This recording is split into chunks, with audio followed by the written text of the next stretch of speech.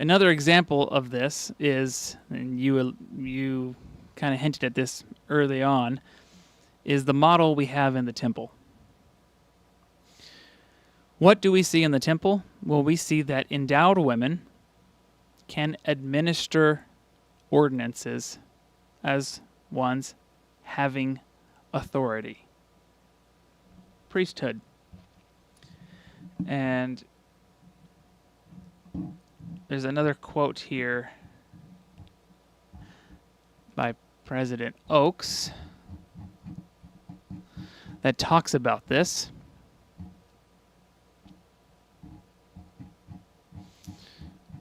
And this is, I'll just read it off here. An ordinance is most commonly officiated by persons who have been ordained to an office in the priesthood, acting under the direction of one who holds priesthood keys. For example, the holders of the various offices of the Aaronic priesthood officiate in the ordinance of the sacrament, under the keys and direction of the bishop, who holds the keys of the Aaronic priesthood. The same principle applies to the priesthood ordinances in which women officiate in the temple.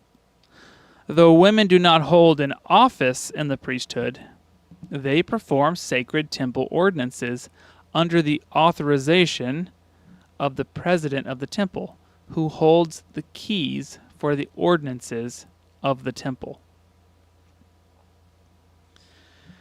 And then President Nelson made a similar comment.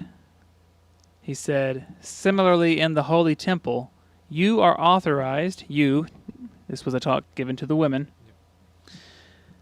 you are authorized to perform and officiate in priesthood ordinances every time you attend the temple.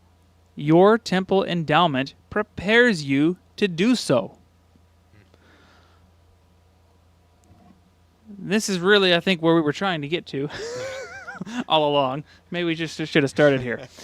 But this is what we've been building up to, is the fact that women have priesthood, and women can officiate priesthood.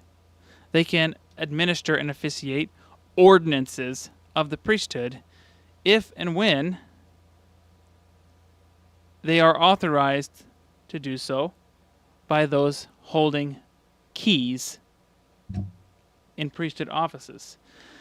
And the temple is the model. The temple is the direction that the church is heading. If you want to see the future of the church, look at the temple. Everything that's coming, we're already being shown a perfect model of how it is to be executed and exercised. And anyone who has been to the temple should not be surprised as we see greater exercise of priesthood authority by women in the church in the future. It's coming. I don't know exactly what it'll look like. I don't know how, from a policy perspective, the church is going to implement things, and how and how things might take shape over the coming years. But I fully believe that the temple is the model, and the temple is showing us that both men and women are, and should be active participants in priesthood. And that is both in the church and in the family and in the home. It's not a coincidence that the two places the church is very direct are the most holy places on earth. One, the temple, and then the other, like unto it, the home. That men and women together are essentially officiating in the work of salvation, in exercising the authority and the power of God as equals, to bring about as equals in separate capacities. In separate capacities. A small side note here as well, for those who are not maybe as involved in the day-to-day functionality of the temple as you and I are. It's very interesting that several months ago, everyone became aware quickly of the endowment changes, and some of the more direct applications of the endowment to those who attend, the patrons that attend. Well, the video and everything changed, right? Yeah. Big changes. Yeah. Big changes. What most people, or many people I should say, were not aware of is that in the endowment you have a male officiator. Previously, the sister who participated in that was what we called the first follower, right, to the officiator. That is no longer the case. Mm-hmm. The sister in that endowment session who is assisting essentially, or is there with the male officiator, with the brother, she is also called an officiator now as well. Which really aligns with everything else. Everything else in that's the happening temple. in Yeah. the temple. And that's not a coincidence, and it may seem trivial, but I don't think so. I think it's really... It's showing direction. Yes, it is showing direction and a completion of, or a fulfillment of, ultimately what the Lord wants us to be thinking about. That both men and women in the most sacred places are called to equally officiate and hold the priesthood of God. And that each has their divinely appointed role in that calling. And we need to understand what that role is so that we can more effectively exercise the power of God in our lives to bless the lives of those around us, and in particular, our family, who we have direct stewardship over. And the temple shows us that women can be as engaged and participate in an equal capacity as men, if and when there's a need.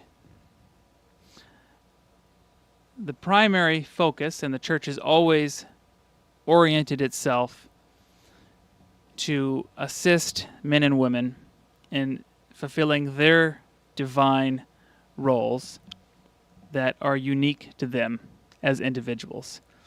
But we're all children of God, and we can all participate equally if and when there is a need to do so. And what we see in the temple is that endowed women can participate and administer ordinances in the same way that men can, under direction of priesthood keys, regardless of any ordination or priesthood office. And I think it's important.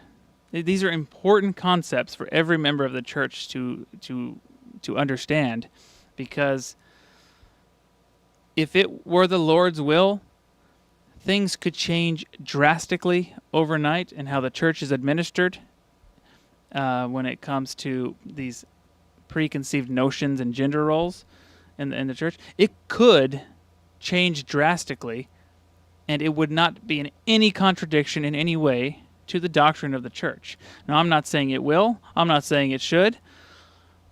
I can't say either way on any of that. What I'm saying is, doctrinally, it can. And I saw a video earlier from Elder Bednar, and he said, if you don't like change, you might want to find another church.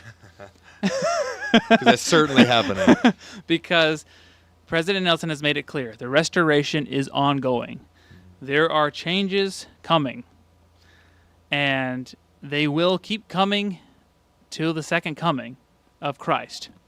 And who knows what they will be? Who knows how they will look? What shape they will take? But he has made it clear they're coming. There will be a continual series of fresh revelation from the first presidency, from the 12 apostles, in directing the church. And they could be big, drastic changes sometimes. And that's okay. Yeah. And we learn through all of these studies we've done, the model of the temple and the model of the home, right? Those are celestial models. And as the church is perfected, the church is going to grow into a similar model and take a similar shape to what we see in the home and in the temple. And I just don't see how it could happen any other way. Yeah. Well, and to further that example and that model is that we know in the eternities the greatest blessings and the greatest manifestation of all that the Father has can only be received by male and female, husband and wife, together, equally yoked, administering the holy priesthood of God, righteously looking over and having stewardship, and doing all things together. The perfect model of the priesthood, the perfect way for it to be administered, is the way our Heavenly Father and Heavenly Mother do it. Together, equally yoked. You cannot have one without the other. And that is ultimately where we're all striving to get to. And so we have to be willing, as the Lord directs, to adjust and to change some of our preconceived notions about what must be or what should be, because ultimately what will be His way is where we need to be, whatever that might be. It will always be better. Yep. It will always be correct and be moving us towards Him.